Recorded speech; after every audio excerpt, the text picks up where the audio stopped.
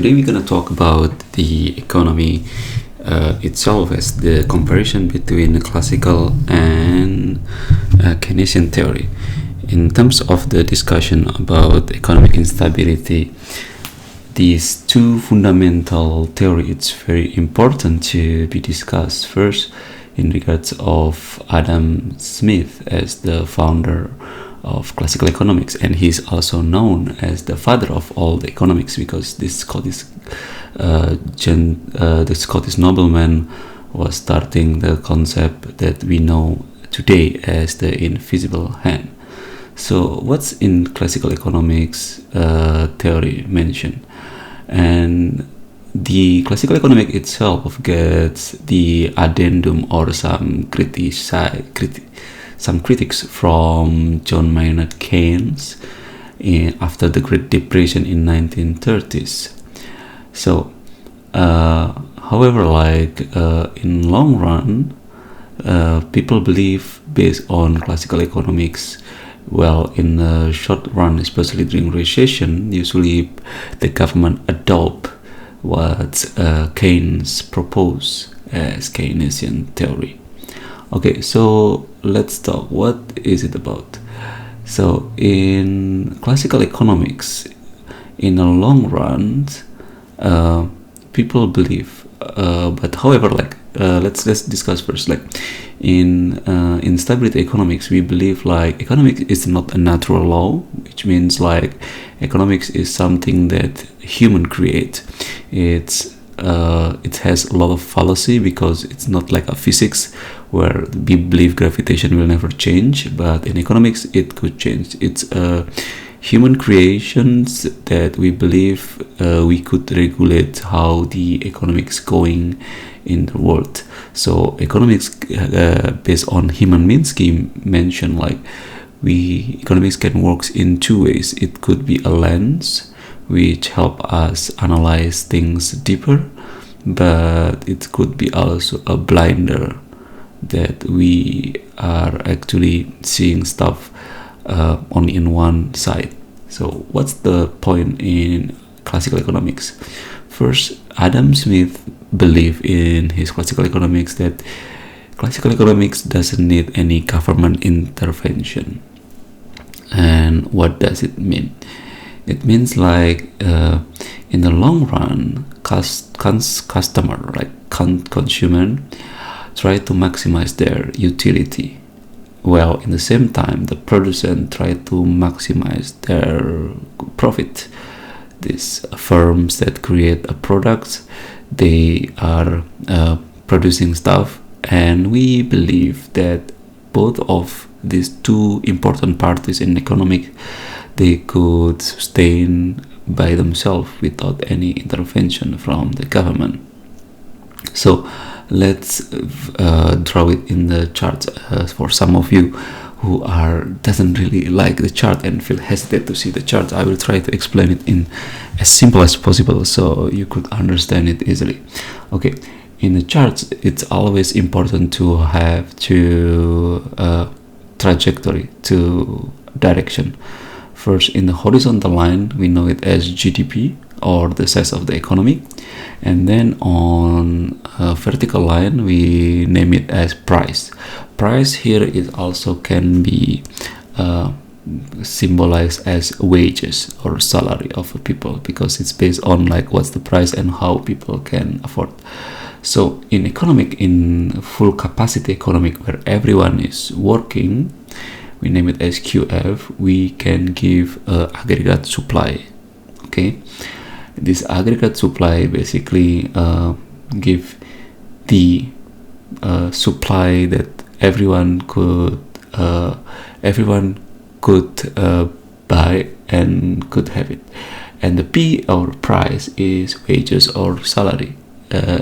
In classical economics, they believe what we call it as flexible wages. What does it mean? It means when the price goes up, people tend to also search or asking for raise the salary.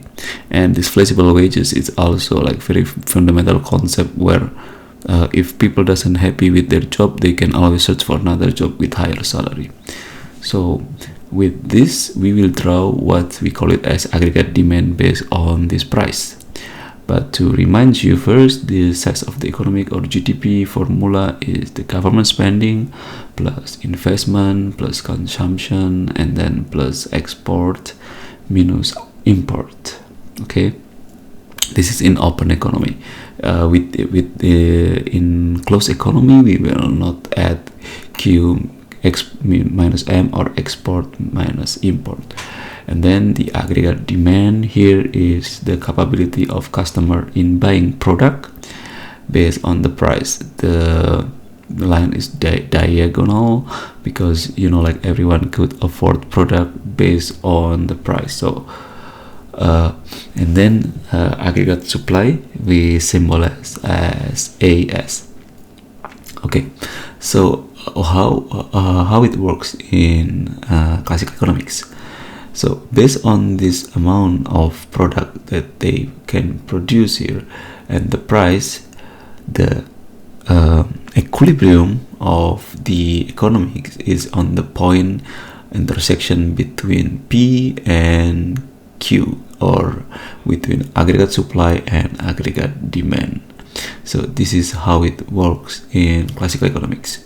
And then without any intervention of the government, if the price goes up, so it is like equilibrium where the AS meet with AD. Okay, so in this equilibrium, then basically like if the price goes up, like into the amount that like wages also goes up, and then the equilibrium also goes up. In this point, we draw the aggregate demand on this level, like A, D. Okay, so here they are, and then the price is in new level. Like before it was P, now it's call it P2, and so on and so forth. For example, like if one of the product goes from $1, like burger, it's going from $1 into $2. People tends to try to still afford it, and if they cannot, they will try to find a job that they could do. And then based on the willingness of the producer, usually if they want to maximize their profit, they goes up again the price. And people still can afford by asking for much better salary. But the point is, like, the higher salary usually it's followed by the higher inflations, but still the amount of product that people produce is still in the full capacity. So it's not something that make the economics going like worse. It's just like higher salary goes up and then the inflation goes up again. This is actually also just with the Phillips curve, where the amount of inflations, it's actually aligned with the amount of employment. So more people get employed, usually the inflation is going high. Okay, until this point there will be like the limit of the price goes up, because people will not buy stuff if the price goes up all the time. For example, you will not buy a burger for $100, and then the customer, also the producer, they always try to find the equilibrium, so the price will be stable in the long run. Like in this P4, it's going down and it's finding the stability. And what's the connection then with instability and why it's aligned with it's again with Keynes? We will discuss in the next video. Okay, and don't forget to follow the next video one, and see you in next one. Thank you.